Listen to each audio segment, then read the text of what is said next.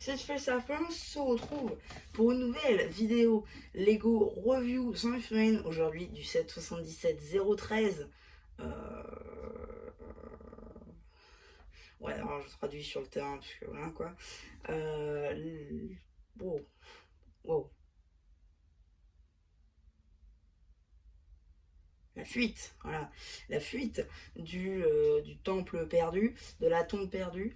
Voilà, vraiment, ça fait peur. Enfin bref, donc oui, donc c'est la fuite de la tombe perdue. Et donc, bah aujourd'hui, on va faire le tour de ce set estimé à 45 € pour Lego. Et je dois avouer que c'est rare que je le dise, mais il vaut son prix. Vous allez comprendre déjà pourquoi. Déjà, on va retirer la boîte. Vous voyez, même sans la boîte, il prend déjà à peu près tout le studio. Je veux dire en large. Donc franchement, il est assez beau, il est haut, il est grand. Il prend de la place certes, mais il est quand même assez beau. Bon, bah, on va quand même regarder un petit peu les fonctionnalités de ce set. Déjà, les statues tournent. Je pense que c'est pas prévu, mais bon, pourquoi pas. Ensuite, on a du coup des serpents ici. On a plein de serpents par terre. On a même une catapulte à serpents. C'est pas moi qui le dis, regardez. Vous êtes prêts? Voilà, on a fait tomber le serpent. Le là, si vous voulez, vraiment, pas de souci. Vous êtes prêts?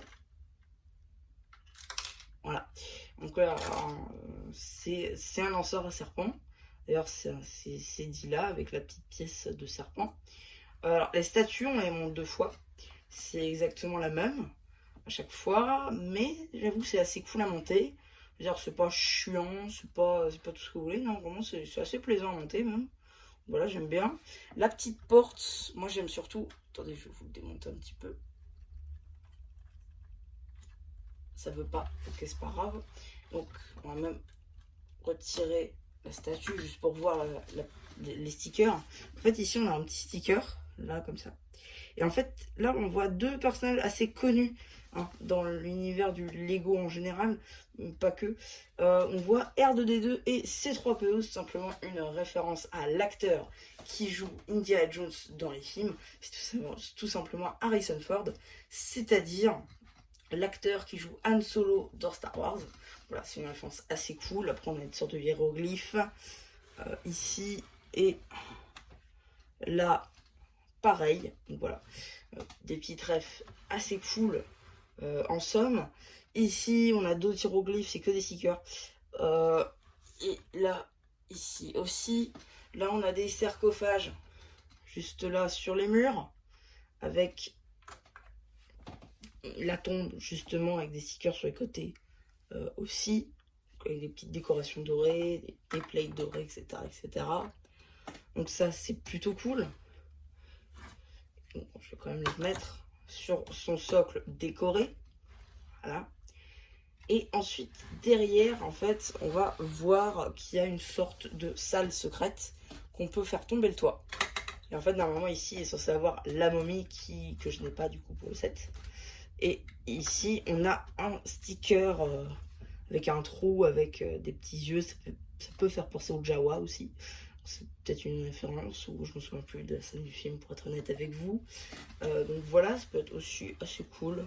Et donc la dernière fonctionnalité hein, de ce petit set qui me reste à vous présenter, c'est à mon sens la meilleure, celle que je trouve la meilleure, c'est tout simplement le fait qu'on puisse faire tomber la statue et donc qu'on puisse après faire apparaître la momie en même temps. Ça c'est super cool.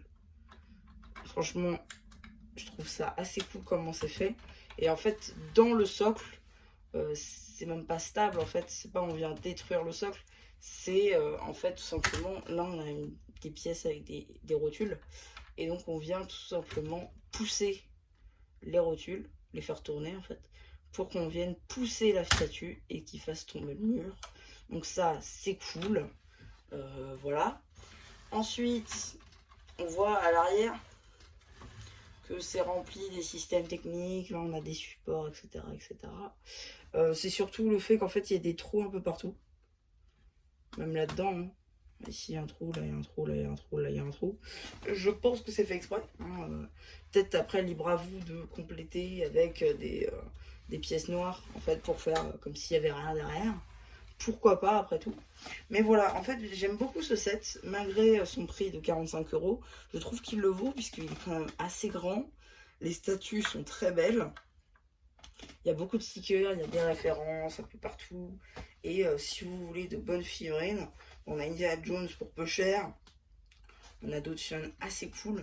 Donc voilà, c'est un set à avoir dans sa collection comme le reste de la vague Indiana Jones, à mon sens. Donc ouais, voilà. C'est à peu près tout hein, pour cette petite vidéo Lego Review. J'espère que vous aura plu. Surtout, n'hésitez pas à me dire ce que vous avez pensé. Hein, une fois que j'aurai fait le post communautaire. Voilà, n'hésitez pas à liker, à vous abonner si vous en avez envie, puisque c'est tout simplement gratuit. Voilà. Et il n'y a plus qu'à vous dire, c'était un message un peu qui vous dit bye bye.